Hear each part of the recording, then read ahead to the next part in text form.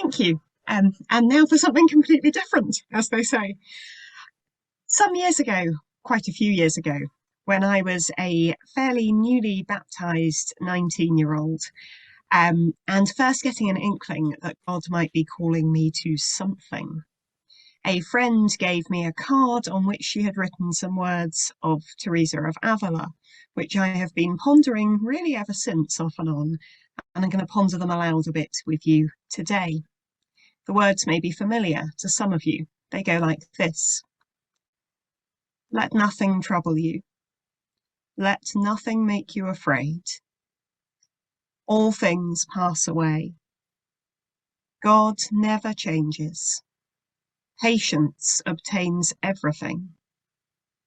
God alone is enough.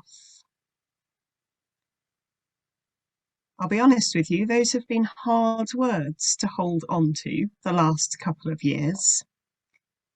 We have been troubled. We have been afraid. I have, anyway. It has been very hard to be patient. And I don't know about you, but one of the things I have felt as a minister in this pandemic time, and in my case as someone stepping out into ministry as a newly ordained curate in circumstances which are locally less than ideal, as well as compounded by the bigger picture of pandemic disruption, one of the things I have felt is a deep awareness of my own inadequacy. I don't know what I'm doing. I can't do or be what people need me to do or be. That's a hard thing to admit, and it's a hard thing to hear one another admit. We want to rush to say, it's okay, you're doing fine, you're doing your best, it's enough. We want to be able to reassure one another and ourselves and the people we serve, and that's a very human reaction. But I think it's important not to gloss over those feelings of insufficiency, not to hurry past it to reach for reassurances which can ring hollow. We're not perfect, of course, we know that, but we want to be able to say we are enough, that our best is good enough. Many of us may have engaged with the concept of good enough for ministry. It's based on the concept of good enough parenting. And it does have some useful things to offer. But I think in the last couple of years, many of us may have felt like what we were doing and being and offering has not been good enough. When we've received angry messages from parishioners about not being able to receive communion during lockdown, when we've stood at gravesides with too few people for too short a time, when we've tried to handle sensitive pastoral situations over the phone or a dodgy Zoom connection, often we may have felt like we were failing, like what we're doing is nowhere near enough, like we are not enough. Or maybe that's just me, but I don't think it is. Let's sit with that sense of failure for a moment. We've tried our best. We are trying our best. As we've already acknowledged today, it's often exhausting, and often it is not enough. So where do we go with that? Well, I suggest we go back to Teresa of Avila.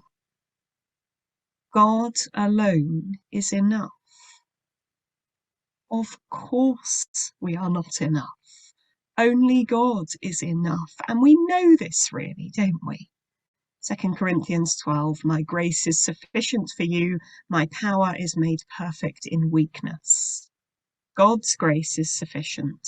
God is enough. God is enough, so I don't have to be. I hope that realization can be for us, even as it is painful, also liberating. We do not have to be enough. We do not have to have it all sorted. We do not have to strive after being something we can't be. That's not God's calling or desire for us or our churches. God alone is enough, so I don't have to be. For me, that has been a liberating realization. It has freed me. It is freeing me. There's still a lot of work in progress from the tyranny of thinking that if I just worked a bit harder or did a bit more or was a bit of a different sort of minister, I somehow could be enough. It has freed me to accept my limitations and be who I am, rather than striving to be something more or something different. And I think, that sense of liberation is starting to work its way into my preaching, into my interactions with other people, into the way we do things here. We are first and foremost creatures, that is, we are those who are created.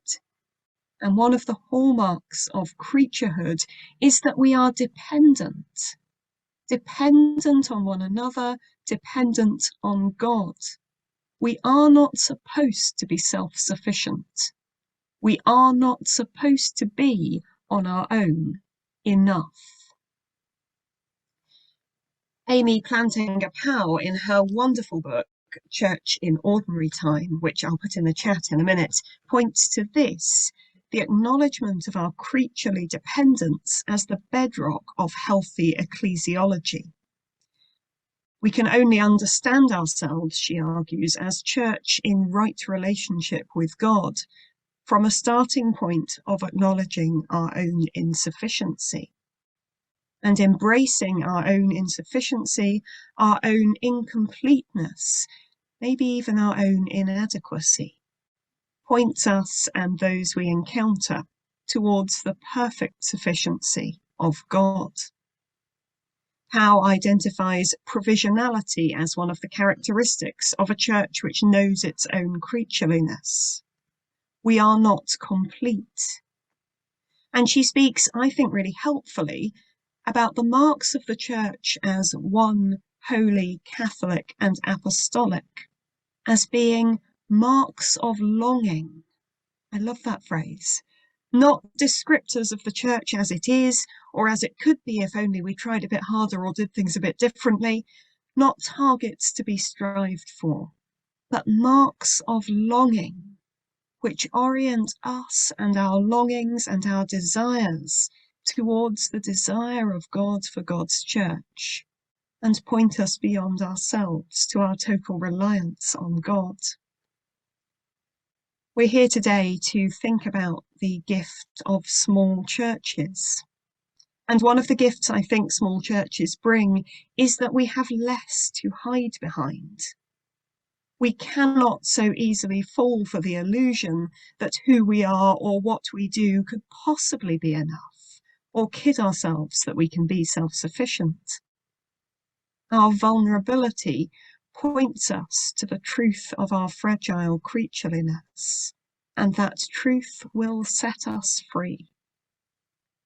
We exist within a wider church culture beset with institutional anxiety about numbers, about money, about the place of faith in public life, about all sorts of things, but in the end, anxiety about whether we are enough. And it's so easy to be drawn into that anxiety and so hard to resist it.